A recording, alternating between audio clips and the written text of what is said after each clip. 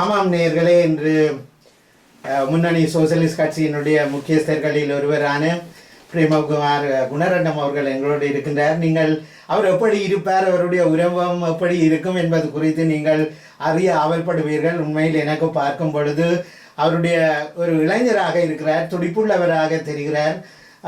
லெனினுடைய முகத்தோற்றத்தை நான் அவருடைய முகத்திலே காணக்கூடியதாக இருக்கிறது.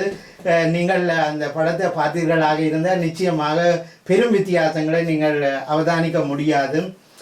நான் அவரோடு உரையாடிய பொழுது அவர் 3 மொழிகளிலுமே மிகவும் சிறந்த வகையிலே அவர் உரையாடுகிறார். ஆனால் அவர் என்னோடு இன்றைய உரையாடலை அவர் ஆங்கிலத்தில் தொடர்வதாக இருக்கிறார். ஏனெனில் அவர் தமிழ் மொழியை கொச்சப்படுத்தக்கூடாது என்பதில் அவர் மிகவும் அக்கறையாக இருப்பதாக எனக்கு தெரிகிறது. இருந்த போதிலும் கூட அவர் இடைக்கிடை தன்னால் முடிந்த வரையில் தமிழில் பேசுவதாக கூறியிருக்கின்றார். அந்த வகையிலே வெல்கம் டு அவர் studio comrade Premkumar Gunaratnam. Thank you very much. Thank you for having me. We are very pleasure to having you with us. There are many our listeners have a very wide expectation from you, because we already introduced our listeners about the Frontline Socialist Party. Now my question is, the first one is, in national politics today, among the Tamils and the Sinhalese, they are talking about you because you have some problem during the when you are in Sri Lanka.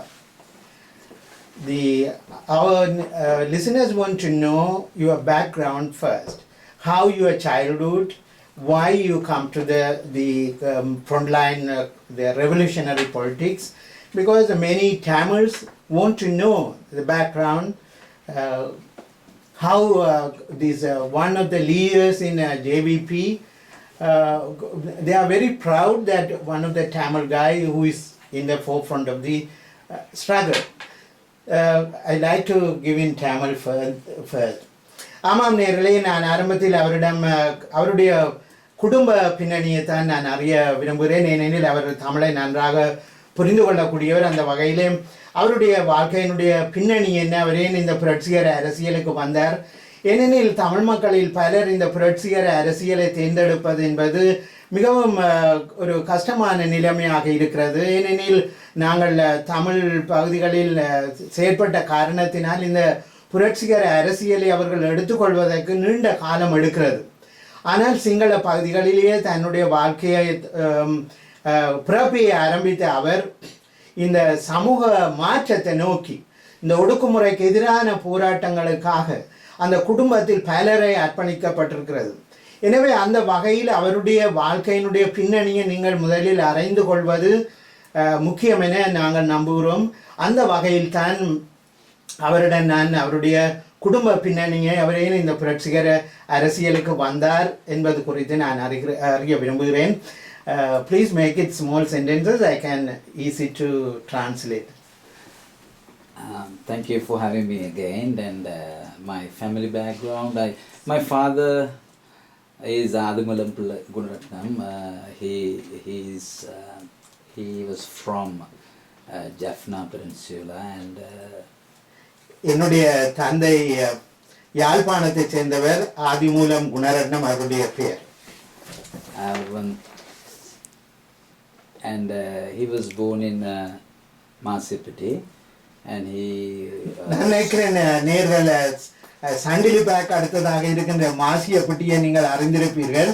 அந்த ஏனெனில் உங்களுக்கு அந்த இடங்களையும் சொல்லும் பொழுதுதான் இவர்களுடைய வாழ்க்கையினுடைய பின்னணிகளை நீங்கள் சரியாக புரிந்து கொள்வீர்கள். அவர் ஆதிமூலம் குணரட்னம் அவர்கள் மாசியப்பட்டியை சேர்ந்தவர் என்று அவர் குறிப்பிடுகிறார். I was born in Kegal, and my dad married to Valyama Rajamani Gunaratnam. She's my mom. She was a retired school principal. அவர் கேகாலில் தான் நான் பிறந்த இடம். அவர் ஒரு பாடசாலை அதிபராக அம்மா பாடசாலை அதிபராக இருந்திருக்கின்றார்.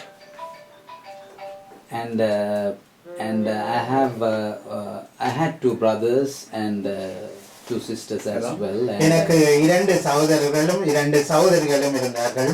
my elder brother was Ranjidan Gunaratnam. He was passed away in early 1990s.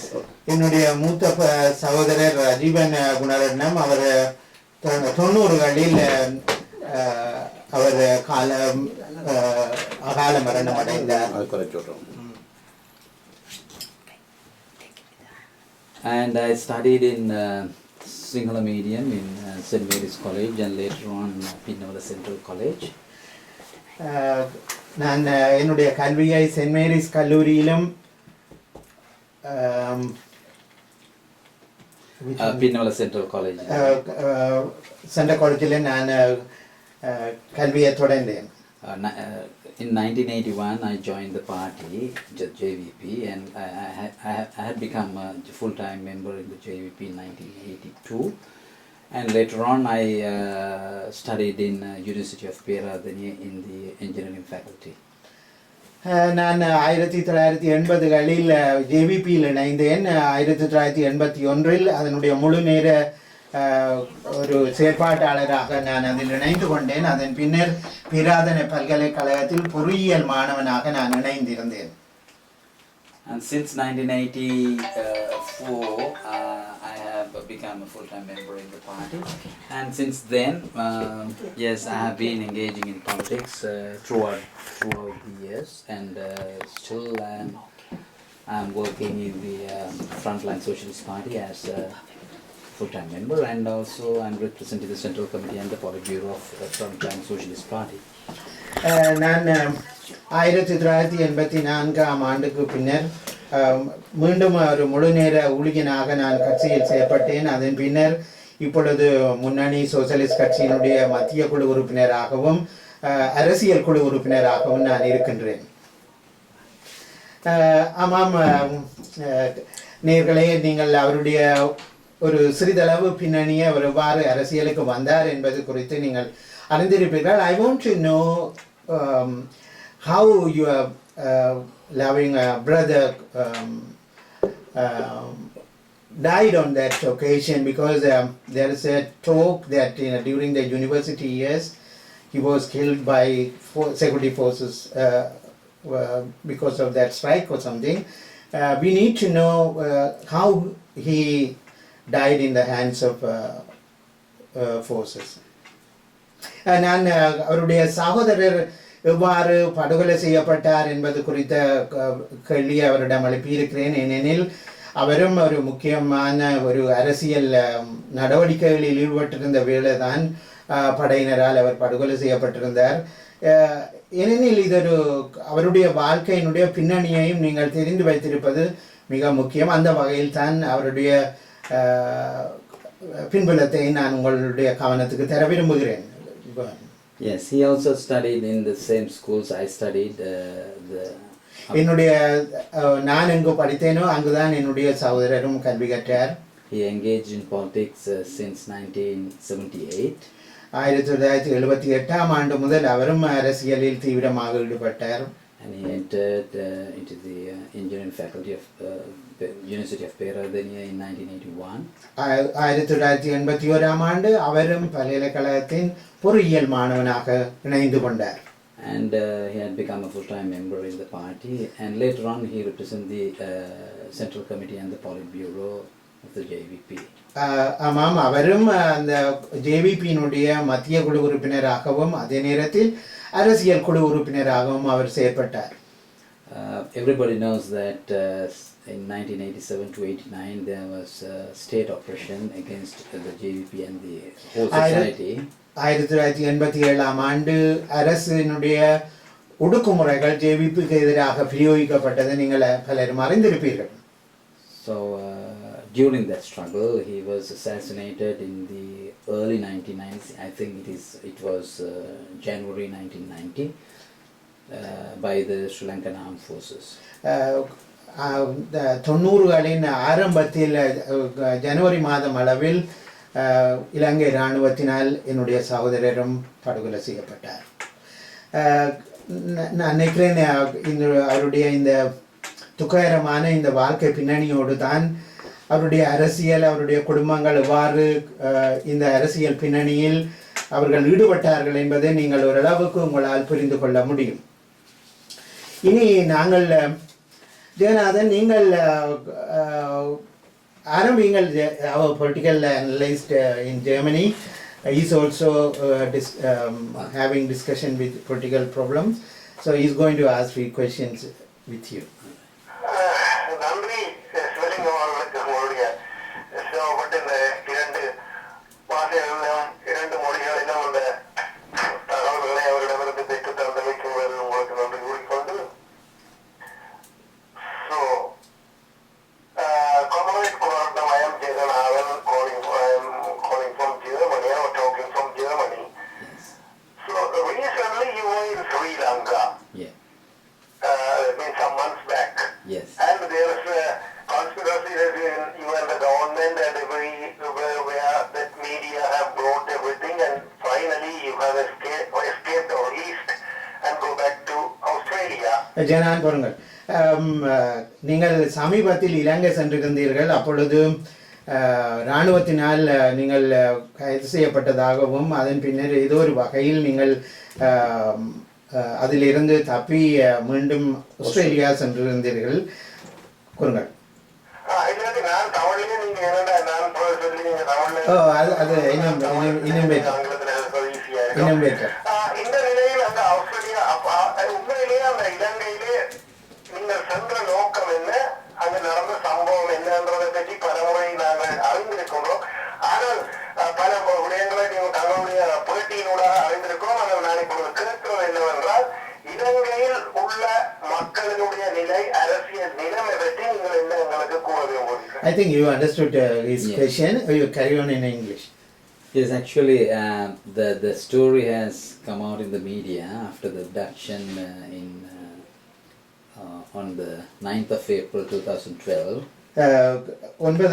April மாதம் 9ஆம் தேதி 2012ஆம் ஆண்டு பத்திரிகைகளில் வெளிவந்த செய்திகள் என்னவெனில், and also I was engaging in politics, and especially after the split of the JVP occurred in 2011 September. ஜேவிபியில் ஏற்பட்ட பிளவுகளை தொடர்ந்து நான் அரசியலில் அங்கு தீவிரமாக ஈடுபட்டிருந்தேன். And there was a conspiracy against me, and there was a lot of media issues that connecting me with LTT and connecting me with armed struggle and some other stories. இதில் இந்த சந்தர்ப்பத்தில் ஊடகங்களிலே என்னையும் விடுதலை புலிகளோடு சம்பந்தப்படுத்திய செய்திகளும் அதோடு மட்டுமல்லாமல் நான் ஒரு ஆயுத போராட்டத்துக்கு சில நடவடிக்கைகளை மேற்கொண்டு வருவதாகவும் பத்திரிகைகளில் செய்திகள் வெளியாகின. So I was clearly understood about the situation, and I knew that Rajapaksa regime was trying to arrest me or assassinate me, and I had information about that. நான் இந்த எனக்கும் தெரியும், இது என்னை வைத்து ஏதோ நடக்க போகிறது, எனக்கு ஏதாவது நடக்கலாம் என்பதை நானும் அறிந்திருந்தேன். So, but I had to engage in politics continuously, and especially after the split, we were planning to build a new socialist party, frontline socialist party. நான் இது தெரிந்திருந்த போதிலும் கூட நான் தொடர்ந்து அரசியலில் ஈடுபட்டிருந்தேன். குறிப்பாக இந்த முன்னணி சோசியலிஸ்ட் கட்சியினுடைய, அதாவது ஜேவிபிக்கு பின்னர், அந்த பிளவுக்கு பின்னர் நான் புதிய கட்சியான முன்னணி சோசியலிஸ்ட் கட்சியை ஒரு பலம் வாய்ந்த கட்சியாக உருவாக்குவதற்கான வேலைகளில் ஈடுபட்டிருந்தேன். The first inauguration convention was scheduled on the 9th of April, but 2 days before, on the 7th morning, early in the morning, at around 4 a.m. to 5 a.m., I was abducted by the illegal armed forces operating by the regime. நான் எங்களுடைய கட்சி 9ஆம் தேதி, April மாதம் 9ஆம் தேதி, இந்த வருடம் ஏப்ரல் மாதம் 9ஆம் தேதி அங்கு ஒரு கட்சியினுடைய மாநாட்டை நடத்துவதற்கு நாங்கள் தீர்மானித்திருந்தோம். அதற்கு முன்னதாகவே 7ஆம் தேதி நான் அரசின் உளவு பிரிவினரால் நான் கடத்தி செல்லப்பட்டேன். So I was not the first abductee, and there were a lot of abductions happened in the past, and for the last 6 months there was around 35 abductions happened. நான் ஒருவன் அல்ல இந்த கடத்தலில் கடத்தப்பட்ட ஒருவன். பலர் கடத்தப்பட்டிருக்கின்றார்கள். கடந்த 6 மாதங்களுக்குள் 30 பேருக்கு மேற்பட்டவர்கள் கடத்தப்பட்டிருப்பதாக தற்பொழுது செய்திகள் கூறுகின்றன. As everybody knows, the nepotistic, the anti-democratic and the dictatorial regime, they are practicing this sort of activities at the moment. Who are against them? The people or another political party who opposing them, so the result will be the same. இந்த சர்வாதிகாரம் ஜனநாயக விரோத ஆட்சியாளர்கள் இவர்களுக்கு எதிராக செயல்படுகின்றவர்களை எவ்வாறு நடத்துவார்கள் என்பது பலரும் அறிந்ததுதான். In last December 2011, December 9, two of our comrades, Comrade Kuhan and Comrade Lalit Viraj, both were abducted by the illegal armed forces in the northern area of the island. கடந்த வருடம் டிசம்பர் மாதம் 9ஆம் தேதி எங்களுடைய கட்சியினுடைய தோழர்களான குகனையும் லலித் அவர்களையும் இவர்கள் சூழ்ச்சிகரமாக அவர்களை உளவு பிரிவினர் தான் கடத்தி சென்றார்கள். Still they are in the disappearance list. இன்னமும் அவர்கள் காணாமல் போனவர்களுடைய பட்டியலில் தான் உள்ளார்கள். So this is the scenario I want to explain. This is the present political situation in Sri Lanka. இதைத்தான் நான் இன்று உள்ள அரசியல் நிலவரம் இன்று காணப்படுகிறது என்பதை உங்களுக்கு நான் தர விரும்புகிறேன். So it is quite clear there is a huge urge for democracy in Sri Lanka. இதன் காரணமாகத்தான் நாட்டிலே மிக ஒரு ஜனநாயக மாற்றம் ஒன்றுக்கான தேவை அதிக அளவில் காணப்படுகிறது. ஜெயநாதன் தொடருங்கள்.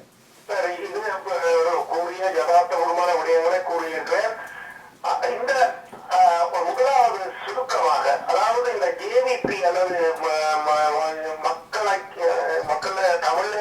மக்கள் விடுதலை முன்னணி மக்கள் விடுதலை முன்னணி வந்து பிளவுபட்டது, இவர்கள் வெளியேறியது அல்லது பிளவுபட்டது எத்தனையாம் ஆண்டு? When did they split from the JVP? 2011 September. 2011 September 2011ஆம் ஆண்டு செப்டம்பர் மாதம் அவர்கள் பிளவுபட்டார்கள். 2011ஆம் ஆண்டு வரைக்கும் இவர்கள் ஒன்றாகத்தான் வேலை செய்திருக்கிறார்கள். ஏன் இந்த பிளவு ஏற்பட்டது? You worked with them until 2011.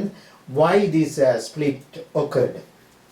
There was a decade-long discussion was going on. There is பல ஆண்டுக்கணக்காக பல தரப்பட்ட விவாதங்கள் கட்சிக்குள் இடம்பெற்று வந்தன. Especially after 2004 when we joined the government, there was a huge contradiction inside the party. முக்கியமாக 2004ஆம் ஆண்டு இந்த அரசாங்கத்தோடு ஜேவிபி இணைந்ததன் பின்னர் மிக பாரிய அளவிலான விவாதங்கள் கட்சிக்குள் இடம்பெற்று வந்தன. So basically there were ideological differences, and on the other hand there are some differences in practice as well. அங்கு தத்துவார்த்த அடிப்படையிலான கருத்து மோதல்களும் அதே நேரத்தில் செயல்பாட்டு அடிப்படையிலான கருத்து வித்தியாசங்களும் அங்கு காணப்பட்டன. So they adopted policies towards class collaboration. ஒரு வகையிலே வர்க்க சமரசம் அங்கு காணப்பட்டதாக விவாதங்கள் இடம்பெற்றன. They adopted policies in terms of national question. தேசிய இனப்பிரச்சனை குறித்து எடுக்கப்பட்ட முடிவுகளிலும் பல விவாதங்கள் காணப்பட்டன. Especially in terms of the practice of the national question. இந்த தேசிய இனப்பிரச்சனை தொடர்பாக அவர்களுடைய செயற்பாடுகள் சம்பந்தமான விவாதங்களும் இடம்பெற்றிருந்தன. And there are some other contradictions about the organizational structure as well, because as a leftist party we believe in democratic centralism, but it wasn't practiced in the JVP for a long time. இந்த கட்சிக்குள் உள்ள தத்துவார்த்த முறைப்பாடு அதனுடைய கட்சியினுடைய கட்டுமானம் தொடர்பாகவும் குறிப்பாக ஜனநாயக மத்தியத்துவம் தொடர்பான விவாதங்கள் காணப்பட்டன. ஏனெனில் ஜனநாயக மத்தியத்துவம் கட்சிக்குள் காணப்படவில்லை என்பது குறிப்பான விவாதமாக இருந்தது. So these are the basics, and if you want to discuss furthermore, I think this is not the time to discuss everything. ஆமாம், இது இது இது ஒரு முக்கியமானது தான். ஆனால் இது ஒரு பொருத்தமான தருணம் அல்ல. இவை தொடர்பாக நாங்கள் ஆழமான விவாதங்களுக்கு செல்ல வேண்டிய தருணம் இது அல்ல. அதாவது இன்றைய தருணம் அல்ல. நான் கூறுங்க. நேரத்தினையும் கருத்தில் கொண்டு இந்த அவர்களுடைய இந்த தத்துவார்த்த ரீதியான பிரச்சனைகள் சம்பந்தமாக பிளவு ஏற்பட்டதுன்றது என்றதை நாங்கள் ஏற்றுக்கொள்கிறோம். அந்த ரீதியில் தேசிய இன பிரச்சனை சம்பந்தமாக தொடர்ச்சியாக வந்து ஜேவிபி ஒரு குளறுபடியான கருத்துக்களை கடந்த காலத்தில் கொண்டிருந்தது. அதுக்கு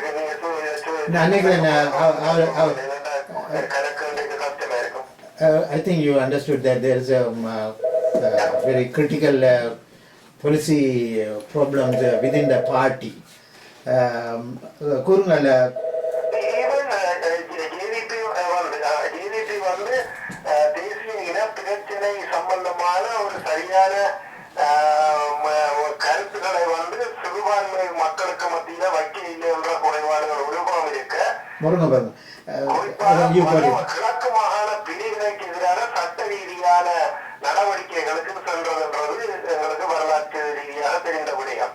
அந்த ஈஸ்டர்ன் ப்ரொவின்சியல் டிவிஷன்ஸ் கூறுங்கள். அது இந்த நிலைமையில் நேரடியாக அவர் சொன்ன மாதிரி நீண்ட ஆழமான விவாதத்துக்கு நாங்கள் போவதில்லை. தமிழ் மக்களுடைய, அதாவது இலங்கையில உள்ள தேசிய இனங்கள் என்ற ரீதியில தமிழரோட தேசிய இனம் என்றதை இவர்கள் புதிய சோசலிச கட்சி ஏற்றுக்கொள்கிறார். New Frontline Socialist Party, are they accepting the Tamils as a nation? Not nation. தேசிய இனம். Okay, and then what is the nationhood? What is that? How can I? Tamils as a nation. That's all. Yeah. Are you accepting the Frontline Socialist Party? Are they accepting Tamils as a nation? Actually, earlier also I explained this. This is a complicated question, and I think your question is very clear. That you asked me that the Frontline Socialist Party believes or not the Tamils as a nation. இது ஒரு சிக்கலான கேள்விதான். அதுக்கான தீர்வும் சிக்கலானது தான். நீங்கள் socialist party, அதாவது முன்னணி சோசியலிஸ்ட் கட்சி தமிழ் மக்கள் ஒரு இனம் என்பதை அவர்கள் ஏற்றுக்கொள்கிறார்கள்.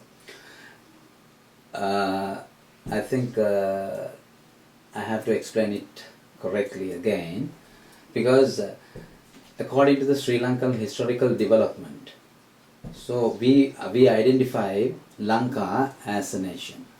So in Lanka there are different national communities, Sinhala, Tamil and Muslim national communities. இதில் இலங்கையினுடைய வரலாற்றை நாங்கள் ஆராய்ந்து பார்க்கும் பொழுது அங்கு 3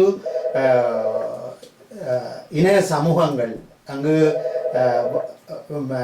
வாழ்ந்து வருவதாக வரலாற்று ரீதியாக நாங்கள் ஏற்றுக்கொள்கிறோம்.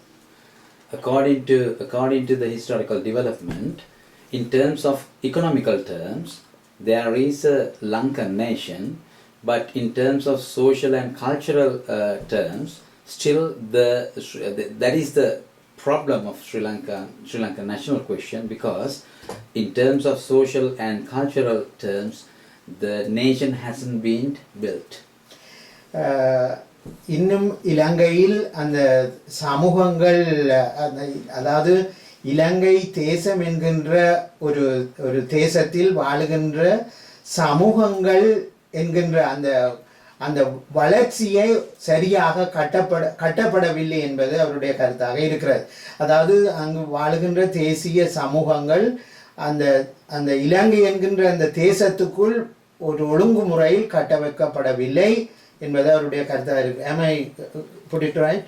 Okay.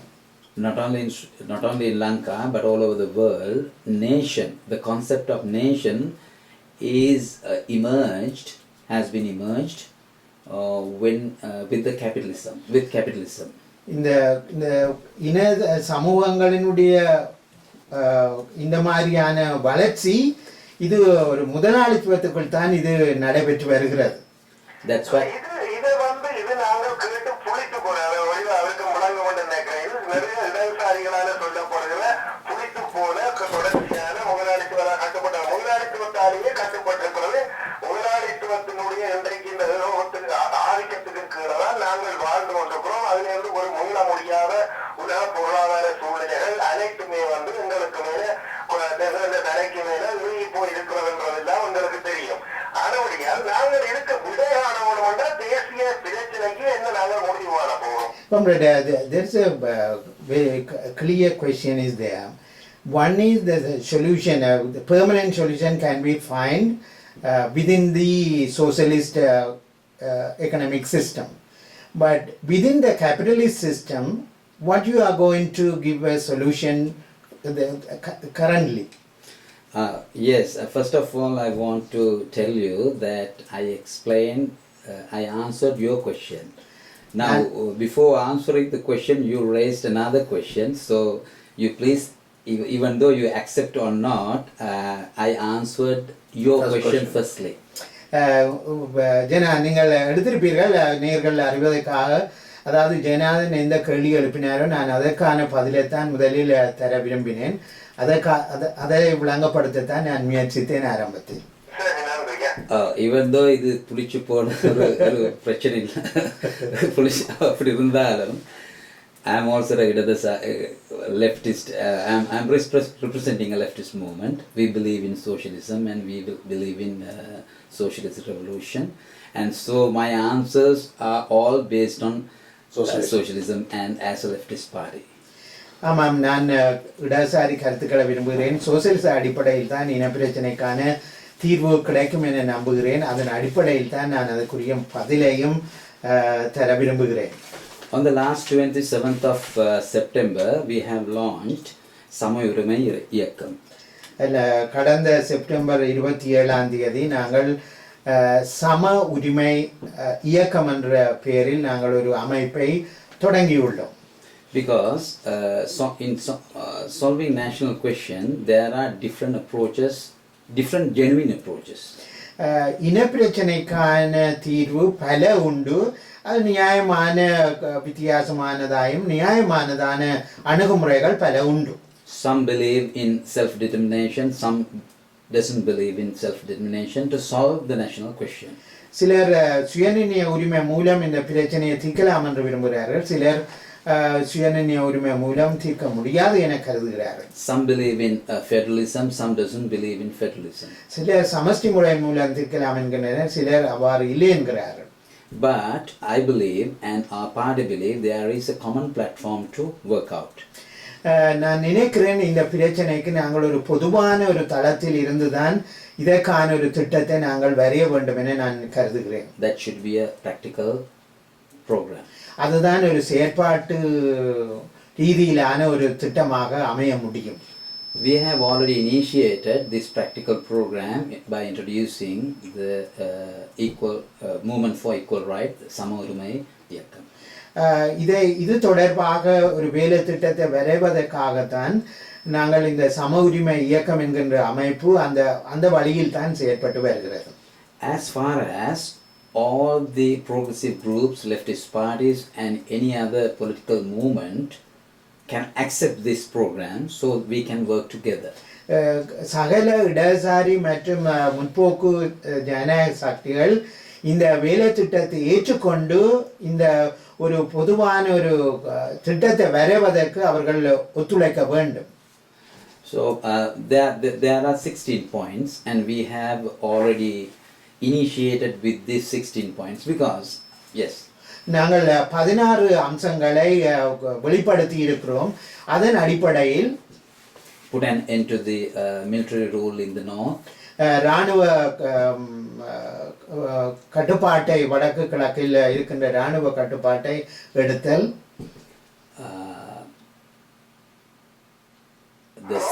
the civil administration, அங்கு ஒரு சிவில் நிர்வாகத்தை உருவாக்குதல்,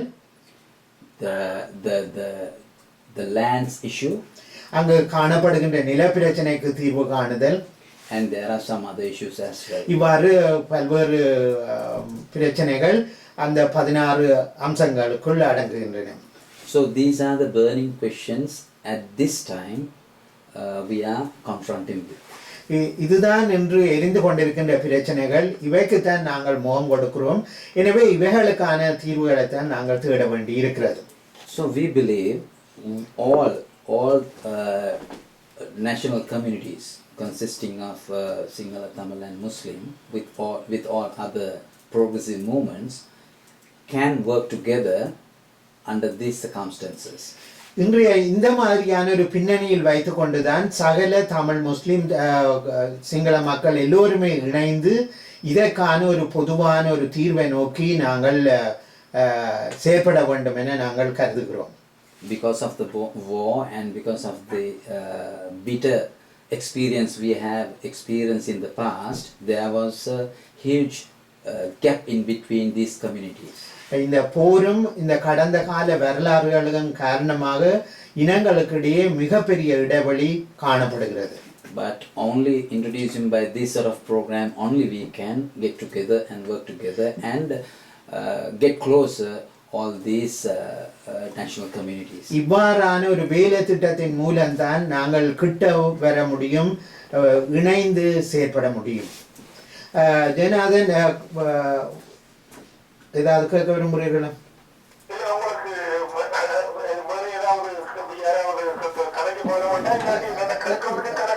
நான் நினைக்கிறேன் ராம் சோதியெல்லாம் நிற்கிறாங்க. they are waiting for that. I want to ask.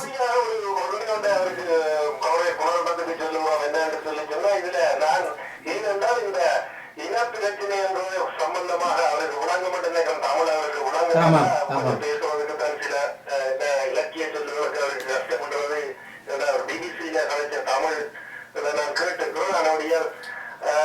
அவருக்கு விளங்கும். இந்த நான் புடித்து போனது என்று சொல்லி சொன்னது என்னதுக்காக என்று சொல்லி சொன்னால், அந்த தேசிய இனப்பிரச்சனை எனும் பொழுது இது முதலாளித்துவத்துக்கு மேலே பழிய போட்டு விடுவ அதன் கட்டமைப்பில் மாற முடியாது என்று சொல்லி சொன்னால், அதனுடைய கருத்து இது இந்த இன்மை கட்டமைப்பை மாற்ற உடனடியாக மாற்ற முடியாத நிலைமையில அதுக்கு பதிலான ஒரு தீர்வை தேட வேண்டியது ஒரு இடதுசாரிகளுடைய கடமை. அதை தவற விட்டு கொண்டிருக்கிறார்களோன்றதுக்காகத்தான் நான் அதை கேட்டிருந்தேன். இன்னொன்று இதுல சிவலிங்கம் ஒரு கம்யூனிஸ்ட் கட்சியினுடைய அங்கத்தினராக செயல்பட்டிருக்கிறார். நான் புதிய வச்சிருந்தால ஒரு இடதுசாரி நம்பிக்கையோட செயல்பட்டவர்கள் அவருடைய ஆதரவாளராக இருந்தவர். அது மாதிரி தான் நாமும். ஆகவே நாங்கள் இந்த முதலாளித்துவத்தை தூக்கி பிடிக்கிறதுக்காகவோ அல்லது இந்த இனவாதத்தை தூக்கி பிடிக்கிறவர்களோ அல்ல, இருந்து ஒரு நியாயமான தீர்வுக்கும் இந்த இன்றைய அரசு அகற்றப்பட வேண்டும் என்றதில் மிக உறுதியாக குரல் கொடுத்து கொண்டு வாரணாங்கள் என்றதை அவருக்கு நான் இந்த சந்தர்ப்பத்தில் கூறிக்கொள்ள அது எனக்கு Okay, and I want to ask you, time to time I will ask you a few questions regarding this matter, because you said some time ago you are against the self-determination and the devolution. You said because under the neoliberal economic system, it will also help to exploit the people and divide the working class. So that's why you are against the devolution and self-determination. But the question is, until we destroy the neoliberal economic system, the national minorities have to wait until the socialist setup comes in reality. So there is a question against too, because we are last more than 60 years the left parties said socialism will come and then the national question will solve, but doesn't materialize. So same slogans you are also putting at the moment. Tamil, they are raising questions. Why you are against the devolution? Because under the capitalist system, devolution and the self-determination rights, at least they can enjoy the democratic rights. நேர்களே நான் தோழர் பிரேம்குமார் குணரட்னம் அவர்களிடம் அவர் சுயநிர்ணய உரிமைக்கு எதிராகவும் அதிகார பரவலாக்கத்துக்கு எதிராகவும் அவர் கருத்து கூறியிருந்தார். அவர் அதுக்கான காரணங்கள் எதுவென்று கூறுகிறார் என்றால், இந்த இன்றைக்கு இருக்கிற இலங்கையில் காணப்படுகின்ற நவ முதலாளித்துவ பொருளாதார கட்டுமானத்தில் இந்த சுயநிர்ணய உரிமை அதிகார பரவலாக்கம் என்பன தொடர்ந்தும் அந்த மக்களை சுரண்டுவதற்கான ஒரு வாய்ப்பாக அமையுமே தவிர அது அந்த மக்களை இணைக்காது, அந்த மக்களுக்கான ஒரு எதிர்காலத்தை கொடுக்காது என்பது அவருடைய கருத்தாக இருக்கிறது. என்னுடைய கேள்வி, அந்த சோசியலிச சமூகம் அந்த சோசியலிச கட்டுமானம் வரும் வரையும் அவர்கள் இந்த முதலாளித்துவ சமூகத்தில் இந்த ஒடுக்குமுறையோடு வாழ்வதா என்ற கேள்வி எழுகிறது. இதற்கான தீர்வு என்ன என்பதுதான் நான் அவரிடம் கேட்ட கேள்வியாக இருக்கும். Thank you. And what I have explained is self-determination is not a solution for the national question in Lanka. இலங்கையில் சுயநிர்ணய உரிமை தேசிய இன பிரச்சனைக்கான தீர்வாக இருக்க மாட்டாது. So when you interpret that I am against the self-determination, and when I say that is not the solution for national question, is a little bit different. நான் இந்த தமிழ் மக்களுக்கான பிரச்சனையில் சுயநிர்ணய உரிமை தீர்வாக அமையாது என்பதற்கான நியாயங்கள் வித்தியாசமானது. It means now let's consider the movement for equal rights. Now we are working with different political groups who has adopted different policies, sometimes self-determination as well, but it's not a problem for us. But we don't believe this is the solution for the national question in Lanka. இலங்கையில் ஒரு சமத்துவத்தை உருவாக்குவதற்கான நாங்கள் ஒரு இயக்கத்தை ஆரம்பித்திருக்கின்ற இந்த சூழலில் வெவ்வேறு அரசியல் கட்சிகள் சுயநிர்ணய உரிமைக்கு ஆதரவாகவும் அதற்கு எதிராகவும் இருக்கின்றன. நாங்கள் முன்னணி சோசியலிஸ்ட் கட்சியாகிய நாம் அந்த சுயநிர்ணய உரிமைக்கு எதிரான கருத்துக்களை கொண்டிருக்கிறோம். இருந்தாலும் கூட நாங்கள் பேசி அதனை பார்க்கலாம் என்பது எங்களுடைய நிலைப்பாடாக இருக்கிறதா. எதிரானது சொன்னால் அதில் ஒரு வித்தியாசம் இருக்குது. எதிரானு சொன்னால் அந்த அந்த அந்த சுயநிர்ணய அக்செப்ட் பண்ணுற பொலிட்டிக்கல் ஃபோர்ஸஸோடு நாங்கள் வேலை செய்ய மாட்டோம்ன்ற மாதிரி ஒரு மீனிங் வரும். அப்படி அல்ல, we are working with all groups as far as they against nationalism, as far as they against racism. We are willing to work together with any political force. நாம் இந்த சுயநிர்ணய உரிமைக்கு எதிரென்பதை விட தேசியவாதத்துக்கு எதிராகவும் இனவாதத்துக்கு எதிராகவும் எந்த சக்திகள் இருக்கின்றனவோ அவர்களோடு நாங்கள் இணைந்து வேலை செய்ய தயார். So I will conclude my answer like this. So what is our stand? This is not my personal stand, this is our party stand, Frontline Socialist Party stand, is the national question of Lanka should be solved on the basis of class struggle. இது என்னுடைய தனிப்பட்ட கருத்தில் கட்சியினுடைய கருத்தும் கூட, வர்க்க போராட்டத்தின் மூலம்தான் தேசிய இன பிரச்சனையை தீர்க்க முடியும் என்பது கட்சியினுடைய நிலைப்பாடாக இருக்கிறது. It doesn't mean that everybody has to wait until socialism to solve all their problems. அதனுடைய கருத்து சோசியலிசம் வந்து எல்லாருடைய பிரச்சனை தீர்க்கும் வரையும் இதுதான் தீர்வு என்று நாங்கள் சொல்ல முன்வரவில்லை. For example, now we have initiated the movement for equal rights. நாங்கள் ஒரு உதாரணத்துக்கு நாங்கள் இப்பொழுது சம உரிமைக்கான ஒரு இயக்கத்தை நாங்கள் ஆரம்பித்திருக்கிறோம். So as I explained earlier, there are 16 points including put an end to the military rule in North and some other issues. நான் ஏற்கனவே குறிப்பிட்டது போல 16 அம்சத்தில் இராணுவத்தை வெளியேற்றுவது, நில பிரச்சனை, இவ்வாறு போன்ற பல்வேறு பிரச்சனைகள் தொடர்பாக நாங்கள் கூறுகிறோம். So these are the burning rights in terms of democracy. இந்த ஜனநாயக அடிப்படையில் இவைகள்தான் இன்று எரிந்து கொண்டிருக்கின்ற பிரச்சனைகளாக காணப்படுகின்றன. So once we fight together towards a program like this, the different political forces come closer and come closer.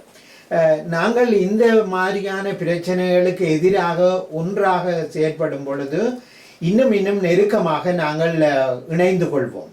Sometimes the tactic, because different political forces believe different tactical approaches.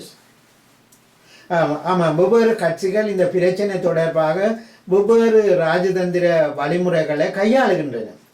Once it comes to the practice, only we can define our theory again.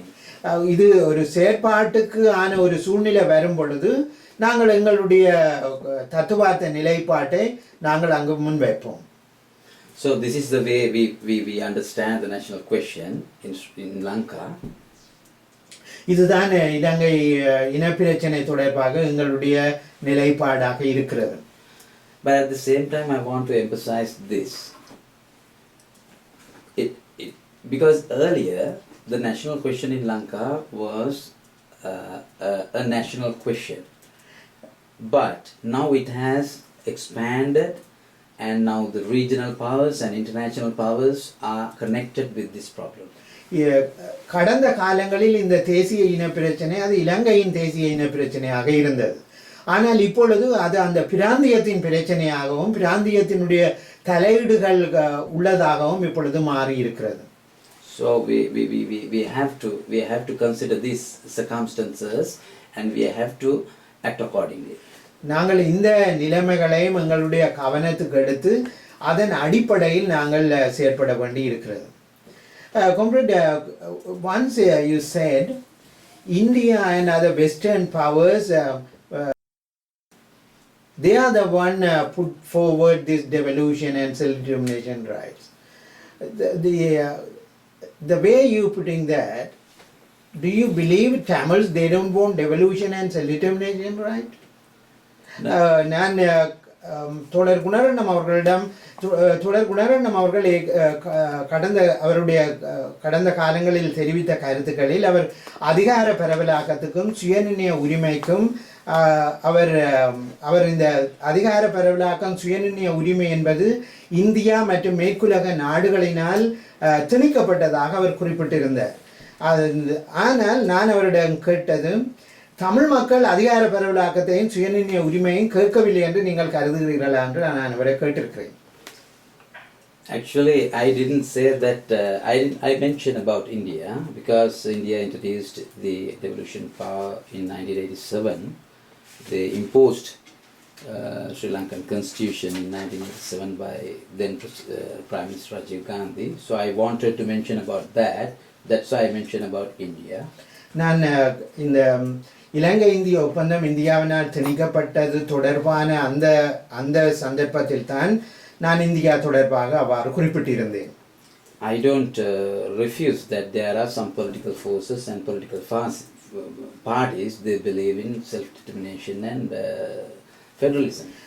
இலங்கையில் சுயநிர்ணய உரிமை, அதிகார பரவலாக்கம் என்பவை தொடர்பான கொள்கைகளை அங்கு தமிழ் பிரதேசத்தில் கொண்டிருக்கவில்லை என நான் கூற முன்வரவில்லை.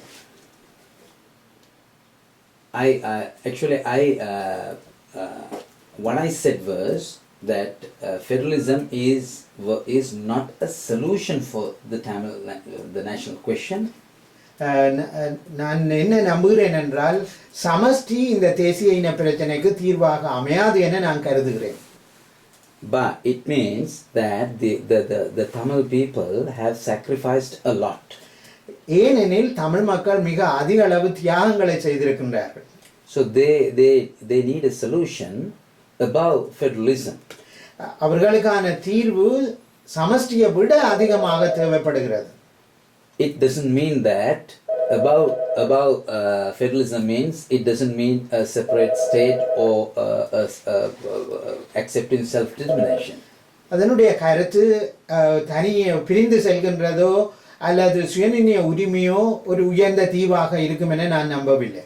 That is a solution you can find with the support and with the collaboration of the oppressed masses around consisting of different national communities. ஒடுக்கப்பட்ட சமூகங்களினுடைய ஒரு இணைப்போடு நாங்கள் அதை விட உயர்ந்த தீர்வொன்றை நாங்கள் பெற்றுக்கொள்ள முடியும்.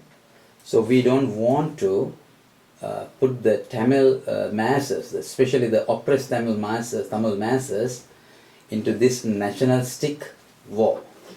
இந்த ஒடுக்கப்பட்ட இந்த சமூகங்களை நாங்கள் இந்த தேசிய போராட்டத்துக்குள் மட்டும் கட்டுப்படுத்திவிட நாங்கள் விரும்பவில்லை. That's why I have explained that they need a solution above federalism. ஆனபடியாத்தான் நான் சமஷ்டிக்கு மேலான ஒரு தீர்வொன்றை நோக்கி செல்ல வேண்டும் என நான் வாதிடுகிறேன். But if we have to face the reality of a federalist state, we are not going to fight back for a unitary state. நாங்கள் ஒரு சமஷ்டிக்கான ஒரு ஆட்சி முறைக்கான ஒரு யதார்த்தம் காணப்படுமானால் நாங்கள் ஒற்றை ஆட்சியை ஆதரித்து நிற்க மாட்டோம். Sometimes without our will, sometimes that sort of solution, that sort of structure can be imposed. அவ்வாறான ஒரு தீர்வொன்றை ஒருவேளை அதை திணிக்கவும் முடியும். If I tell it, if I repeat it again, உங்களுடைய விருப்பத்தோட இல்ல, but sometimes that sort of structure can be imposed on us by different forces. Yes. எங்களுக்கு விருப்பமில்லாத நிலைமையிலும் அது வெளியாரால் அது எங்களுக்குள் திணிக்கப்பட்டால் we have to accept that situation, but it doesn't mean that we are fighting for a unitary constitution.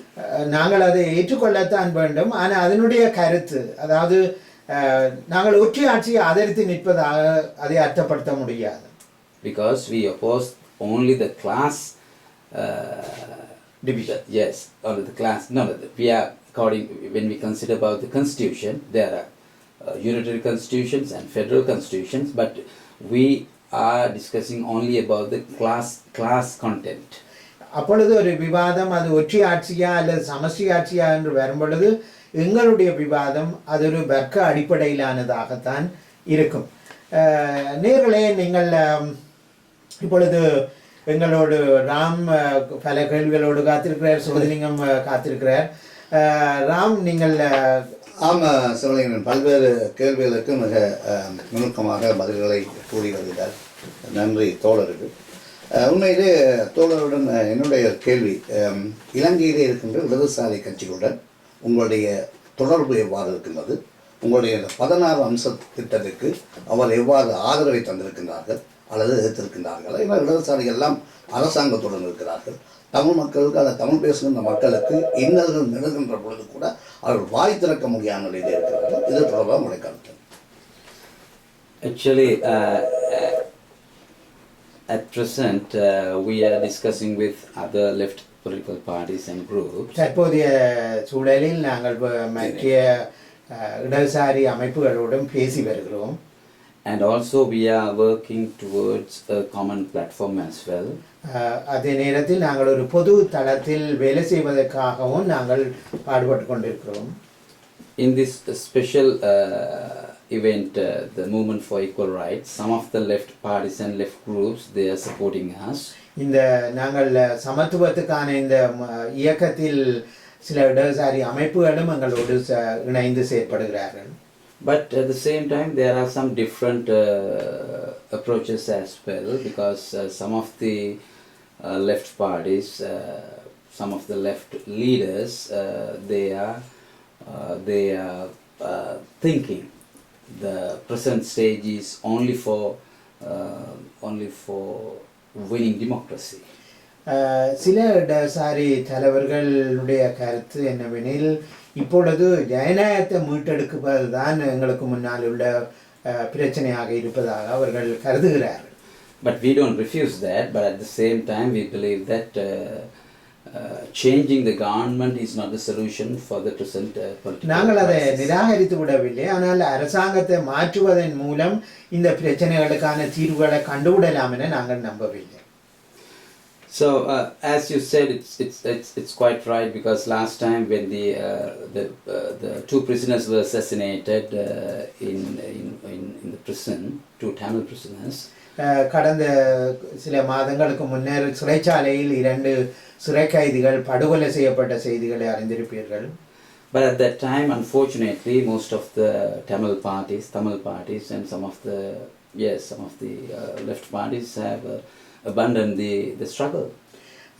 சில தமிழ் தலைமைகளும் இடதுசாரி தலைமைகளும் அந்த போராட்டத்தை கையவிட்டு விட்டன.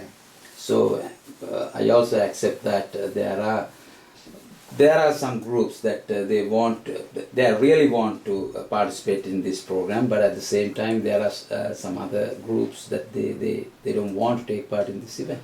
இந்த சமத்துவத்துக்கான முன்னணியில் சில அமைப்புகள் இணைந்து செயற்பட விரும்புகின்றன, சிலர் அவ்வாறு விரும்பவில்லை தற்போதைய சூழல். ஆமாம், என்னுடைய அடுத்த கேள்வி, அதாவது இந்த 60 வருட கால போராட்டத்தை பற்றி நீங்கள் நன்றாக அறிந்திருப்பீர்கள். நீங்களும் புரட்சியாளர் இயக்கத்தில் இருந்து வந்தனீர்கள். 30 வருட கால அகிம்சை போராட்டம், 30 கால ஆயுத போராட்டம். இன்னும் மக்களுக்கு இலங்கை அரசாங்கத்தின் மீது எந்த நம்பிக்கையும் இல்லை, அல்லது இடதுசாரிகள் மீது நம்பிக்கை இல்லை. அது குறிப்பாக சொன்னால் உங்கள் மீதும் சந்தேகம் இருக்கின்றது தான் எங்களை பொறுத்தவரை தெரிகின்றது. என்னென்ன இப்பொழுது மக்கள் நினைக்கிறார்கள் தனிநாடு வேண்டாம் என்று தெளிவாக கூறுகிறார்கள், தமிழ் கட்சிகள் கூறுகின்றன. ஆனால் நீங்கள் சொல்லுகிறீர்கள் சுயநிர்ணய உரிமைக்கும் நாங்கள் உடன்பாடு இல்லை, சமஷ்டி ஆட்சிக்கும் உடன்பாடு இல்லை. ஆனால் மக்கள் என்ன நினைக்கிறார்கள்? வடகிழக்கிலே வாழ்கின்ற மக்கள் தாங்கள் உள்ளக சுயநிர்ணய உரிமை, ஐக்கியப்பட்ட இலங்கைக்குள் பிரச்சினைக்கான தீர்வு தேவை என்று மிக தெளிவாக கூறுகிறார். இது தொடர்பாக உங்களுடைய கருத்து? Internal, they are fighting for the internal self-determination. நேர்களே, இந்த பிரச்சனையில், அதாவது ஒரு புறத்தில் First part. Repeat the first part. Just stop. I close the mic. First part. I want to repeat the question. இல்லை, இந்த 60 வருட கால போராட்டத்தில் 30 வருட கால அகிம்சை போராட்டம், அதில் தமிழ் மக்கள் தோல்வி தழுவினார்கள். 30 வருட காலம் ஆயுத போராட்டத்திலும் மக்கள் தோல்வி தழுவினார்கள். ஆனால் அங்கே வைக்கப்பட்ட விடயம் என்னவென்றால் சுயநிர்ணய உரிமைக்கான போராட்டமாகத்தான் பின்னர் காலங்களிலே அந்த போராட்டம் முன்னெடுக்கப்பட்டது. ஆனால் இன்று மக்கள் மிக தெளிவாக சொல்லுகிறார்கள், ஐக்கியப்பட்ட இலங்கைக்குள் நாங்கள் எங்களுடைய பிரச்சனை தீர்க்க வேண்டும். ஆனால் உங்களுடைய கட்சியான நீங்கள் கூறுகின்றீர்கள் சுயநிர்ணய உரிமைக்கும் நாங்கள் உடன்பட முடியாது, அல்லது சமஷ்டி ஆட்சிக்கும் நாங்கள் உடன்பட முடியாது. 14 அம்சத்தை நாங்கள் வைத்துக் கொண்டு தான் பார்க்க வேண்டும் என்றால் மக்கள் மிக தெளிவாக சொல்லுகிறார். அண்மையிலே கிழக்கிலே நடந்த தேர்தலை பார்த்துக்கொண்டால் வடகிழக்கு இணைந்திருக்க வேண்டும், உள்ளக சுயநிர்ணய ஊடாக எங்களுடைய பிரச்சனை தீர்க்கப்பட வேண்டும் என்கின்ற விடயத்தை கூறுகிறார்கள். இது தொடர்பாக உங்களுடைய கருத்து? Yes, as you said, I accept that there is yes, because the left abandoned their policies in the past. இடதுசாரிகள் கடந்த காலங்களில் தங்களுடைய கொள்கைகளை கைவிட்டு விட்டார்கள். The old left and the JVP as well.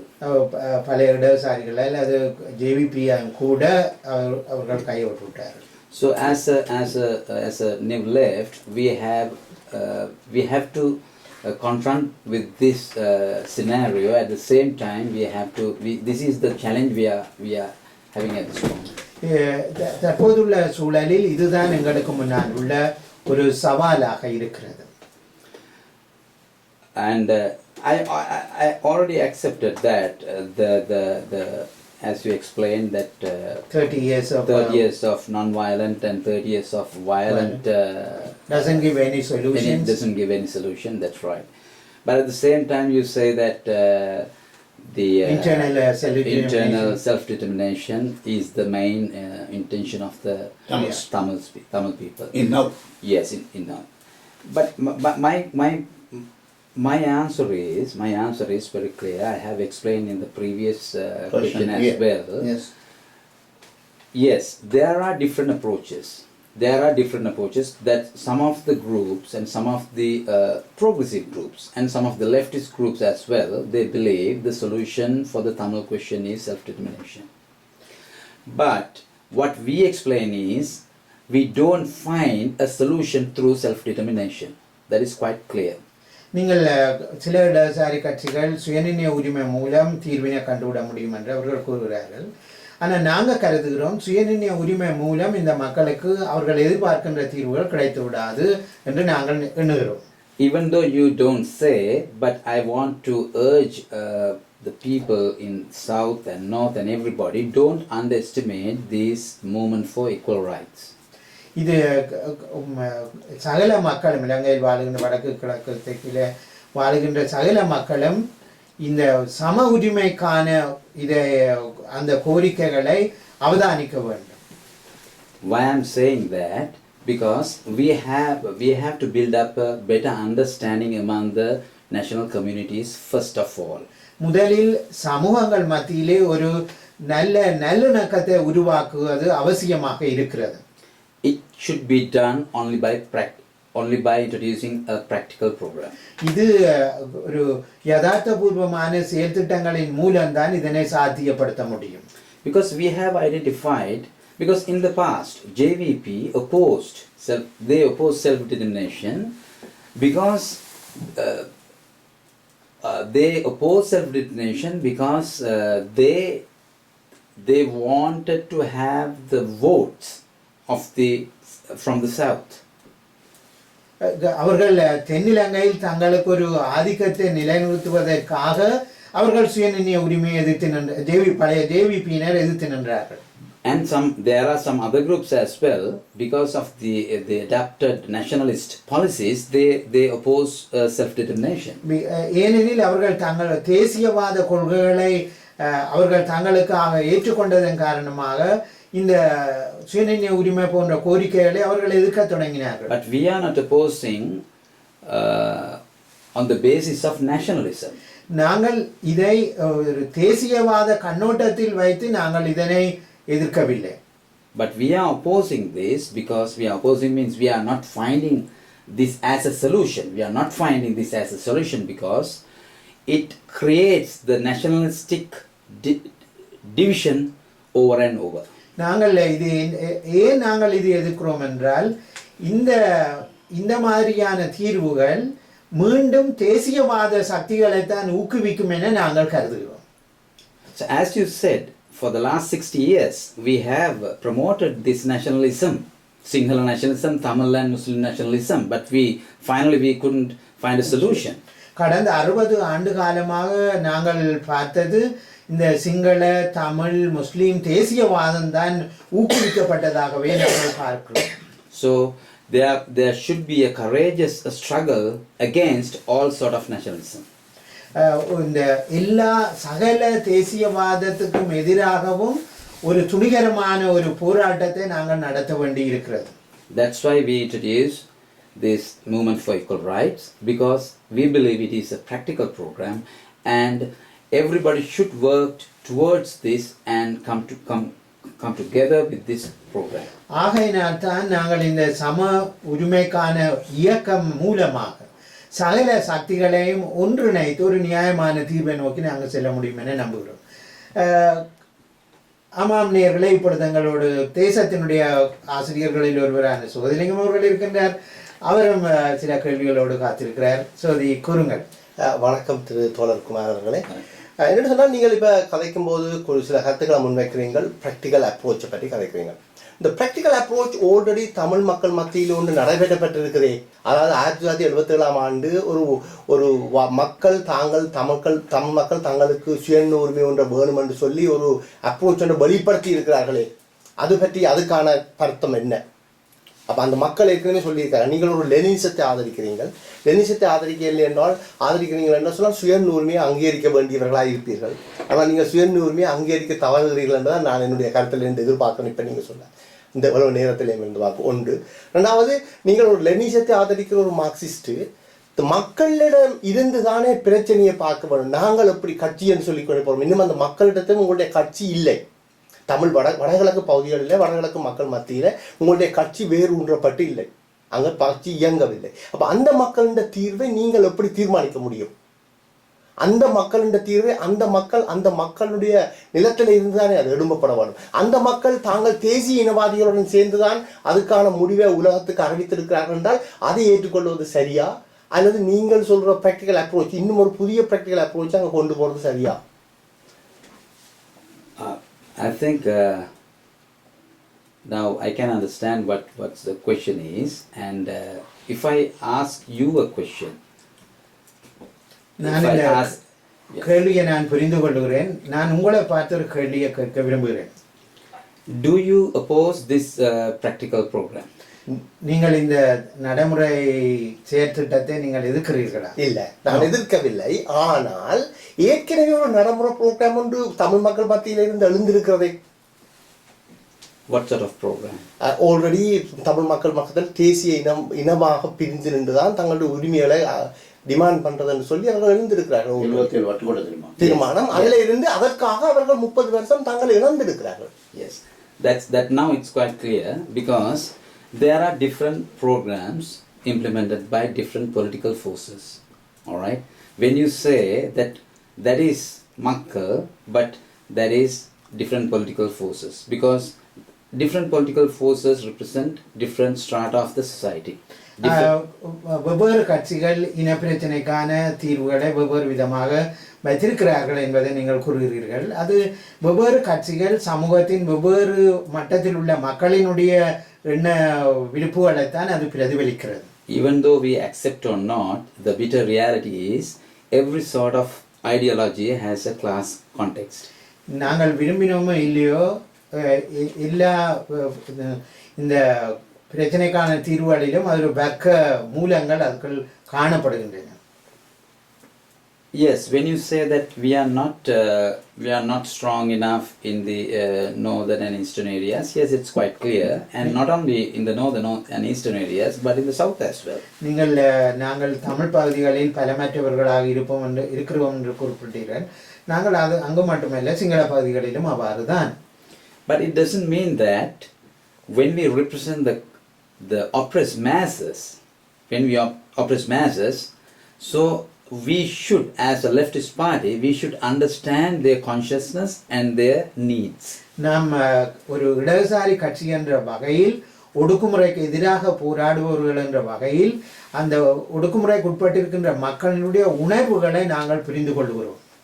At the present situation, the present scenario, now we are working in Jaffna Peninsula and Vanni and other areas. So we are engaging with oppressed masses right now. நாங்கள் வன்னி வடபகுதி மற்றும் பல பகுதிகளில் இந்த ஒடுக்கப்பட்ட மக்களோடு தான் நாங்கள் வேலை செய்து கொண்டிருக்கிறோம். So that's why I'm saying that's why I raised the question. I didn't want to make you embarrassed, but I wanted to raise this question, because that do you oppose this program, because we know that this is the utmost priority at the moment. Comrade, I want to ask you நாங்கள் வடகிழக்கில் தமிழ் மக்களின் போராட்டம் நடைபெற அதே காலகட்டத்தில் அதுக்கு பேரலாக சமாந்தரமாக நீங்கள் சிங்கள மக்கள் மத்தியில் வேலை செய்து கொண்டு வந்தீர்கள். அப்படியெல்லாம் நீங்கள் அந்த தமிழ் மக்களுடைய உணர்வுகளையும் தமிழ் மக்களின் தேவைகளையும் புரிந்து கொள்றதுக்கான முழு அருகதையும் இருக்குது. அதற்கான ரைட்டும் உள்ள ஆக்கள் இலங்கையில். அதில் இருந்து எந்த கொஸ்டினுமே அல்ல. அதை நான் ஏற்றுக்கொள்கிறேன். ஆனால் நீங்கள் இப்போ புதுசாக வச்சிருக்கிற இந்த ப்ரோக்ராமையும் நாங்கள் ஏற்றுக்கொள்கிறோம். ஆனால் இன்றைக்கு இந்த இவ்வளவு முதல் ஏற்கனவே ஜேவிபி ஒரு ஆயுத போராட்டத்தை இழந்தது போல இப்போ பின்னால் தமிழ் மக்களும் இன்னொரு ஆயுத போராட்டத்தை இழந்திருக்கிறார்கள். அதாவது அதனால் சக்ஸஸ்ஃபுல்லாக ஒரு விஷயத்தை கொண்டு வர முடியாமல் ஒரு வரலாற்றை மட்டும் எழுதினவர்களாக போயிட்டார்கள். இன்றைக்கு இந்த போராட்டத்திலிருந்து வெளியில் வந்த பெருந்தொகையான விடுதலை புலி உறுப்பினர்கள், மற்ற இயக்கத்து உறுப்பினர்கள், பலர் மார்க்சிய சோசியலிசத்தை அதையும் குறைமாக படித்தவர்கள், அல்ல அறிந்தவர்கள், தெரிந்தவர்கள், அல்ல சமூகத்துக்காக தங்களை அர்ப்பணித்தவர்கள், இப்படி ஒரு பாரிய கிரவுட் ஒன்று இருக்குது. அந்த கிரவுட் இந்த தமிழ் மக்களுக்காக தங்களை அர்ப்பணித்தவர்கள், தங்களை உண்மையாக நேர்மையாக அர்ப்பணித்தவர்கள் இன்றைக்கு எத்தனையோ விதமான காயங்களுடனும் அந்த வடுக்களுடனும் வாழ்கிறார்கள். அவர்களுக்கு ஃப்ரண்ட்லைன் சோசியலிஸ்ட் பார்ட்டி என்ன சொல்லுவீங்க? அவர்களை நீங்கள் எப்படி பார்க்குறீங்க?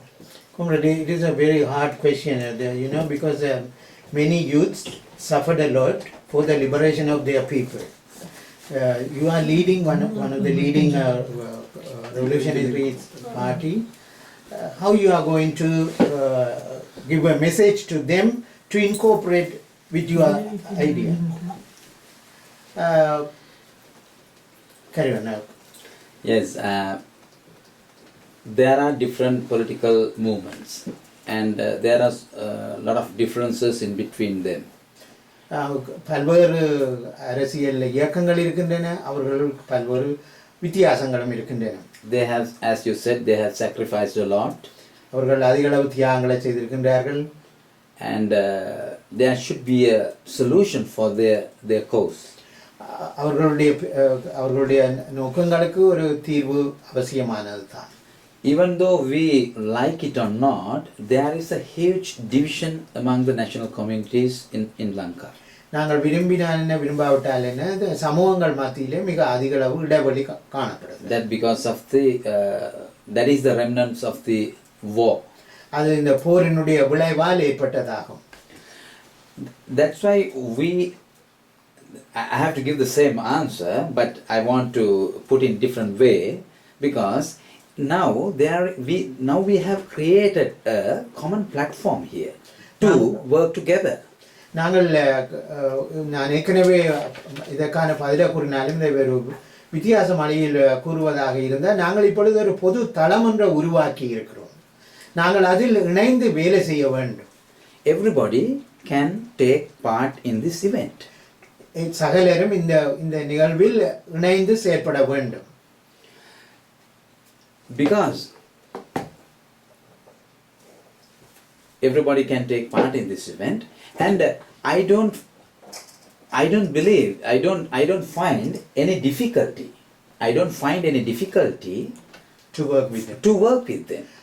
நான் ஒரு பிரச்சனையும் காணவில்லை, இவர்களோடு இணைந்து வேலை செய்யலாம் எனத்தான் நான் நம்புகிறேன். We don't have any sort of problem about their past. நாங்கள் கடந்த காலத்தை பற்றி ஒரு விதமான பிரச்சனைகளும் எங்கள் மத்தியில் இல்லை.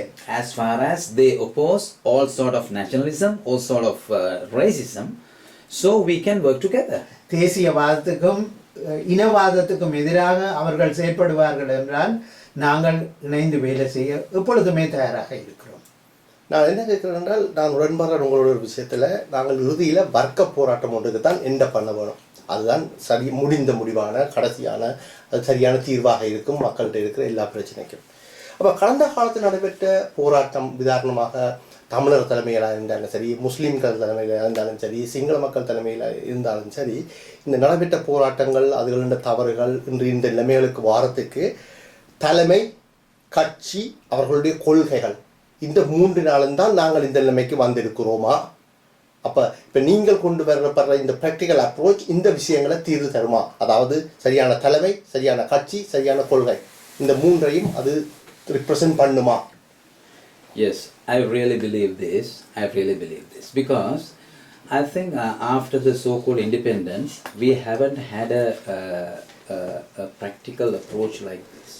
நான் உண்மையில் இதனை நம்புகிறேன்.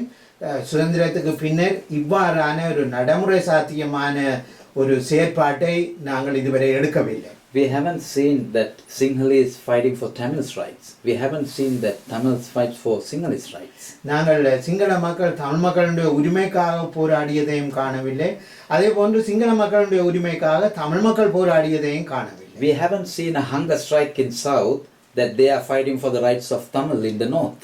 இந்த சிங்கள பகுதிகளிலே உண்ணாவிரதம் தமிழ் மக்களுக்காக நடத்தியதாக எதுவும் இல்லை. But we have seen hunger strikes, don't give this thing and that thing for Tamils. Tamil மக்களுக்கு அது இதை கொடுக்க கூடாது என்பதற்காக உண்ணாவிரதம் இருந்த வரலாறுகள் உண்டு. But now we are in a circumstance that to create that sort of struggle in Lanka. இப்பொழுது நாங்கள் தமிழ் மக்களுக்காக சிங்கள மக்களும் சிங்கள மக்களுக்காக தமிழ் மக்களும் போராடுகின்ற ஒரு சூழலை நாங்கள் உருவாக்க தொடங்கி இருக்கிறோம். This is not something we are preaching from our rooms. This is a fight and a struggle on the ground. நாங்கள் இதை எங்களுடைய அறைகளில் இருந்து பிரச்சாரம் செய்ய முயற்சிக்கவில்லை. நாங்கள் மக்களோடு இருந்து அதை கூறி வருகிறோம். These are not mere slogans, but this is a real practice right now on the Lankan earth. இது பிரச்சார வார்த்தைகள் அல்ல, நாங்கள் இதை அந்த இலங்கை மண்ணில் அந்த மக்களோடு வாழ்ந்து கூறுகிறோம். From the very beginning, we have already sacrificed our comrades for this cause. இதற்காகத்தான் எங்களுடைய தோழர்கள் பலரை நாங்கள் இழந்திருக்கிறோம். Whenever we go to Jaffna, whenever we go to Vanni or somewhere, the intelligence come after us. நாங்கள் வன்னிக்கோ யாழ்ப்பாணத்துக்கோ போனால் உளவுத்துறையினர் எங்களுக்கு பின்னால் தான் வருகிறார்கள். The Tamil TNA or Douglas Devananda's party, they don't experience this sort of things. தமிழர் தேசிய கூட்டமைப்போ அல்லது doctor தேவானந்தாவினுடைய கட்சிகளோ இவ்வாறான பிரச்சனைக்கு உட்படவில்லை. So it's quite clear the regime knows what is the force they have to confront with. இது அவர்களுக்கு தெரிகிறது எந்த சக்திகளோடு இவர்கள் முகம் கொடுக்க வேண்டி இருக்கிறது என்பது அவர்களுக்கு தெரிகிறது. So that's why I keep telling that once we create the ground, once we create the platform, we can work together. Even though we have differences, we have different tactical approaches, we have different, sometimes different ideologies. But once we created this platform, once we work together with this work plan, things should be changed, things must be changed. அவர் மீண்டும் இதைத்தான் குறிப்பிடுகிறார். அதாவது இந்த 16 அம்ச திட்டத்தினுடைய அடிப்படையில் நாங்கள் இந்த சமத்துவத்துக்கான முன்னணியில் தொடர்ந்து செயற்படும் பொழுது நிகழ்வுகள் மாற்றமடைய தொடங்கும், எங்களுக்குள் ஒரு நல்லெண்ணம் வளர தொடங்கும் என்பது அவருடைய அழுத்தமான கருத்தாக இருக்கிறது. நீங்களே இப்பொழுது கூறுங்க. 2 உறவுகள் அழைப்பில் இருக்கிறார்கள், அவர்களை நாங்கள் ஏற்றுக்கொள்வோம்.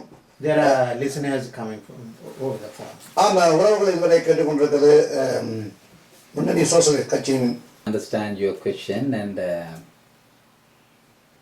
when you say that Tamil மக்கள் இப்படி சொல்றாங்க, that is the problem for me, because நீங்கள் தமிழ் மக்கள் இவ்வாறு கருதுகிறார்கள் என்று கூறுவது எனக்கு அது ஒரு பிரச்சனையாக இருக்கிறது. ஏனெனில் because some political parties and some political forces tell that this is the Tamil masses requirement.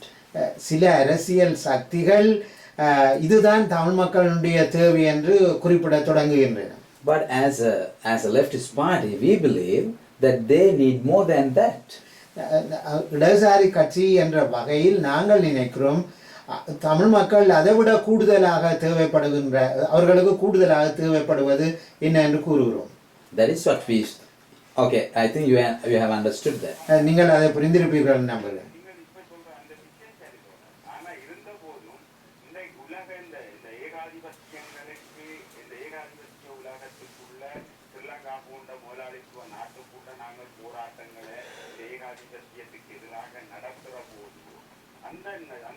அந்த நாடுகளில் உள்ள இருக்கிற சமூக பிரிவினைகளையும் தேசிய இனங்களையும் வர்க்க குணம் கொண்ட ஆட்களையும் ஒரு ஐக்கியத்துக்குள்ள கொண்டு வர வேண்டுமையானால், ஏகாதிபத்தியத்தை இருக்கிறது ஐக்கியத்துக்குள்ள கொண்டு வர வேண்டுமையானால் அந்த சமூகம் சார்ந்திருக்கிற தமிழ் அமைப்போ தமிழ் இனவாத கட்சிகளோ இல்லை சிங்கள இனவாத கட்சிகளோ கொண்டுள்ள இந்த நிலப்பாடுகளை சாதகமாக பயன்படுத்தித்தான் இந்த ஏகாதிபத்தியத்தை எதிர்கொள்ளலாம் என்று நான் நினைக்கிறேன். நீங்கள் அதை எப்படி பார்க்கிறீங்க?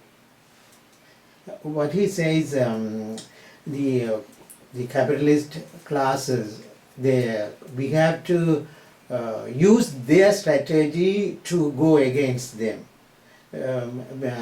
In the Tamil area, they are using Tamil nationalism everywhere. We have to use that strategy to use against them to win over the working class with us. Yes, when you say that is the biggest issue we are confronting, because not only Tamil nationalism, there is single nationalism and Muslim nationalism, and everything is there existing. இதுதான் எங்களுக்கு முன்னாலே உள்ள பெரிய சவால். அதாவது சிங்கள தமிழ் முஸ்லிம் தேசியவாதம் எங்களுக்கு ஒரு சவாலாக காணப்படுகிறது. So most of the Sinhala nationalist parties including the, I can't say that JVP was a single nationalist party, but they have used this nationalism as a tactical approach. So we couldn't find a solution. இதில் முக்கியமாக சிங்கள அரசியல் கட்சிகள் நான் JVP ஒரு இனவாத கட்சியாக கூறாவிட்டாலும் தேசியவாத கட்சியாக கூறாவிட்டாலும் கூட அவர்கள் தேசியவாதத்தை பயன்படுத்தி தான் அவர்கள் தங்களுடைய அரசியலை செய்கிறார்கள்.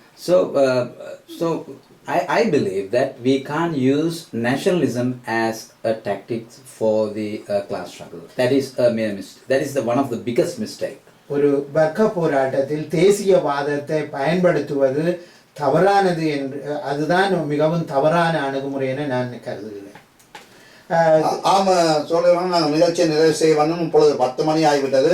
கடைசியாக ஒரு சிறு கேள்வியை கேளுங்கள், நாங்கள் தொடர்ந்து நிகழ்ச்சி செல்வோம். இல்லாட்டி நீங்கள் ஏதாவது கூறுவதாக இருந்தாலும் கூறுங்கள்.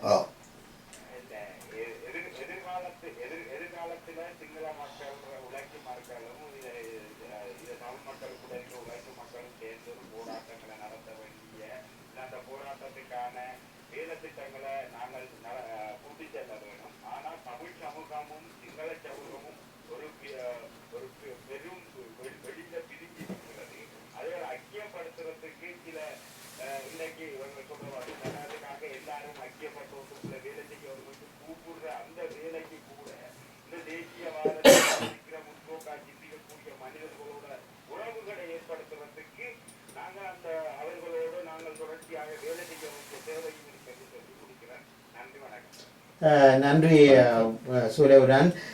We come to the time.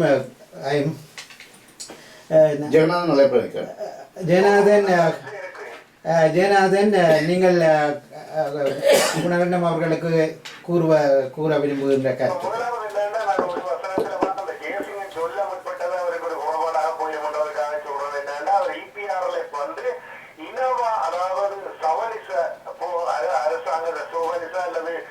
இனவாத அரசாங்கத்தை தூக்கி எறிவதற்கு தமிழ் மக்களுடைய அந்த சுயநிர்ணய உரிமை பிரிவினை என்பதன் மூலம் அதை ஒரு முற்போக்காக கொண்டு இலங்கை முழுக்க ஒரு வர்க்க புரட்சியை ஏற்படுத்தலாம் என்ற நம்பிக்கையோடு தான் இபிஆர்எல்எஃப் அந்த தமிழ் மக்களுடைய போராட்டத்தை முன்னெடுத்ததான் அவர் சொல்ல வந்தது. ஆகவே நாங்கள் எப்பொழுதுமே நாங்கள் ஒரு வர்க்க போராட்டத்துக்குள்ள மையப்படுத்தினவர்களாகத்தான் தமிழ் மக்களுடைய முன்னணி போராளிகள் இருந்திருக்கிறார்கள் என்பதையும் அவர்கள் குறிப்பிட்டார். நான் என்னத்தை இப்ப திரும்ப குறிப்பிடுறேன் என்று சொல்லி சொன்னால், இவர் குணரத்னம் அவர்களிடமிருந்து ஒன்றை நாங்கள் எதிர்பார்க்கின்றோம். அதை அவர்கள் ஓரளவுக்கு கூறியிருக்கிறார் என்று நினைக்கும். இதை பற்றி ஒரு கூடுதலான பிரச்சாரம் அவர்களுக்கு தமிழ் மக்களுக்கு மத்தியில் தேவை. அதாவது என்னன்னா, 48ஆம் ஆண்டு சுதந்திரத்துக்கு பிறகு ஒரு சுதந்திரமான காத்திரமான பரந்துபட்ட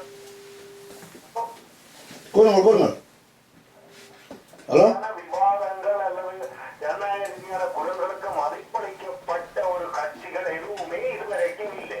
அது ஒரு உண்மையை ஒத்துக்கொள்ள வரும். அந்த ரீதியில இந்த அனைத்து தரப்பினரும், அதாவது தத்துவார்த்த ரீதியாக இருந்தாலும் கூட முற்போராக இருந்தாலும் இந்த அடிப்படையாக இன்றைக்கு இலங்கையில ஒரு ஜனநாயக மாற்றத்தை கொண்டு வருவதன் மூலம் ஒரு இந்த பிரச்சனைகளுக்கு ஒரு முன்னோடியாக நாங்கள் அதை நடத்தி செல்லலாம் என்ற நம்பிக்கையை வெளிப்படுத்தி இருக்கிறது மிகவும் வரவேற்கத்தக்க விடயமாகவே அது நாங்கள் கட்டாயம் ஆதரிக்க வேண்டும். அதாவது ஒரு இடதுசாரி சிந்தனை உள்ளவர்கள் எல்லோருமே அதை ஆதரிக்க வேண்டும். அந்த ரீதியில நாங்கள் ஆதரிப்போம். ஆனால் இதற்கு எங்களுக்கு இன்னும் மேலதிகமான இந்த சோசலிச கட்சியினுடைய சோசலிஸ்ட் கட்சியினுடைய தீவிரமான கருத்து வெளிப்பாடுகள் இதுல நாங்கள் திறந்த மனதுடன் இந்த பிரச்சனையை பேசி தீர்த்து கொள்ளுகிறதுக்கு தயாரா இருக்கணும். அவர்கள் அதை அங்கீகரிக்க வேணும், வெயிலை அங்கீகரிக்க வேணும், அதை அங்கீகரிக்க வேணும் இல்லை. எந்த பிரச்சனையை ஜனநாயக ரீதியாக பேசி தீர்த்து கொள்வதற்கு நாங்கள் தயாராக இருக்குவோம் என்ற செய்தியை மிக கூடுதலாக வெளிப்படுத்துவதன் மூலம் அவர்கள் ஒரு ஆரோக்கியமாக அனைவரையும் ஐக்கியப்படுத்துவதற்கான முயற்சியில ஒரு முன்னோக்கி உடனடியாக வெற்றியடைய முடியாததையும் ஒரு முன்னோக்கி செல்ல முடியும் என்று சொல்லி நான் கருதுகிறேன். இதுதான் அவரிடம் விடுக்க வேண்டுகோள். அவருக்கு இது நல்லா விளங்கி இருக்கும் என்று நினைக்கிறேன். ஆமாம் நேயர்களே, இன்று எங்களோடு முன்னணி சோசியலிஸ்ட் கட்சியினுடைய முக்கிய தலைவர்களில் ஒருவரான பிரேமகுமார் குணரட்னம் அவர்கள் கலந்துரையாடி கொண்டிருக்கின்றார். ஒரு முக்கியமான காலகட்டத்திலே நாங்கள் வாழ்ந்து கொண்டிருக்கிறோம். அது மட்டுமல்ல, நீங்கள் மன்னிக்க வேண்டும், அவருடைய பெயர் பிரேம்குமார் குணரட்னம். நேர்களே, பல நேயர்கள் எங்களுக்கு கேள்விகளை அனுப்பியிருந்தார்கள். ஆனால் எல்லாருடைய கேள்விகளையும் எங்களால் அவருக்கு முன்னால் போட முடியவில்லை. ஆனால் நீங்கள் அவருடைய பல கேள்விகளுக்கு அவருடைய பதில்கள், அவருடைய கருத்துக்களிலே அதுக்கான பதில்கள் அமைந்திருந்தன. எனிவே, நாங்கள் உண்மையில் வருகின்ற எதிர்வரும் சனிக்கிழமை ஒரு எதிர்வரும் 7ஆம் தேதி ஞாயிற்றுக்கிழமை 3 மணிக்கு கூட்டம் ஒன்று ஒழுங்கு செய்யப்பட்டிருக்கிறது. அதுக்கான விவரங்கள் நான் நினைக்கிறேன் எங்களுடைய தமிழ் ஒலிபரப்பு கூட்டுத்தாபனம், தேசம் இணையதளங்கள் மற்றும் பல இணையதளங்களில் அவை போடப்பட்டிருக்கின்றன. பெருந்திரளாக கலந்து அவருடைய கருத்துக்களை நீங்கள் கேட்க வேண்டும் என எதிர்பார்க்கிறோம். அது மட்டுமல்ல, இந்த குணரட்னம் அவர்களிடமிருந்து நாங்கள் பல கேள்விகளுக்கு பதில்களை எதிர்பார்த்திருந்த போதிலும் கூட அவரை முதலில் தமிழ் மக்கள் மத்தியிலே அறிமுகப்படுத்துவது எங்களுடைய தலையாய கடமையாக இருந்தது. ஏனெனில் தமிழ் மக்கள் மத்தியிலும் சிங்கள மக்கள் மத்தியிலும் சம உரிமையோடு வாழ வேண்டும் என்கின்ற கருத்தோடு இப்பொழுது ஒரு சகல அமைப்புகளையும் இணைக்கின்ற ஒரு முயற்சியில் அவர்கள் இறங்கி இருக்கின்ற இந்த நிலைமையில் அதுக்கான ஆதரவுகளை நாங்கள் சகல ஜனநாயக முற்போக்கு சக்திகளிடமிருந்தும் எதிர்பார்க்கிறோம். அந்த வகையில் தான் நாங்கள் பிரேம்குமார் குணரட்னம் அவர்களை இன்றைய நிகழ்ச்சியில் அவரோடு கலந்துரையாட நாங்கள் விரும்பி இருந்தோம். So, Comrade Gunaratnam, what you are going to say to our listeners tonight? First of all, thank you again for having me. And I think this is not a... Now we are facing a critical situation in Lanka and all over the world. நாங்கள் ஒரு சிக்கலான பிரச்சனைகளுக்கு இலங்கை மட்டுமல்ல உலகம் முழுவதிலும் கொடுக்கிறோம். And the national question in Lanka is one of the most sensitive issues. தேசிய இன பிரச்சனை என்பது இலங்கையில் ஒரு முக்கியமான ஒரு உணர்ச்சி வசப்பட்ட ஒரு பிரச்சனையாக உள்ளது. So we believe once we come together and if we are able to fight together under a common platform, so we can find a solution. நாங்கள் ஒரு பொதுவான பிரச்சனைகளில் பொதுவான தளத்தில் இருந்து நாங்கள் இணைந்து போராடினால் நாங்கள் இந்த பிரச்சனைகளை தீர்ப்பதற்கு அது ஒரு வாய்ப்பு அளிக்கும் என நான் நம்புகிறேன். So my urge is, please leave our theoretical differences behind and we work together under a practical program. So I think that is the utmost priority at this stage, and then we can finalize our theoretical differences later on. நீங்கள் எங்களுடைய தத்துவார்த்த நிலைப்பாடுகளை சற்று பின்தள்ளி வையுங்கள். இன்று எங்களுக்கு முன்னால் இருந்து கொண்டிருக்கின்ற பிரச்சனைகளுக்கான தீர்வுகளை நோக்கி நாங்கள் செல்வதற்குரிய வேலை திட்டங்களில் நாங்கள் இணைந்து செல்வோம். அவ்வாறு நாங்கள் இணைந்து செல்லுகின்ற பொழுது நாங்கள் அது அவ்வாறான ஒரு சூழ்நிலை ஏற்படும் பொழுது தத்துவார்த்த பிரச்சனைகளையும் நாங்கள் விவாதித்துக் கொள்வதற்கான ஒரு வாய்ப்பு அதனால் ஏற்படும். எனவே அந்த வகையில் So thank you very much again, and I will thank you very much for all your colleagues and Comrade Ram and other Comrade Sodi and Comrade Siva. ஆமாம், இது ராம் சோதிலிங்கன் எனக்கும் அவர் நன்றியை கூறியிருக்கிறார். ஆல்சோ ஜெயனானுக்கும் நன்றியை கூறியிருக்கிறார். Also we have to give our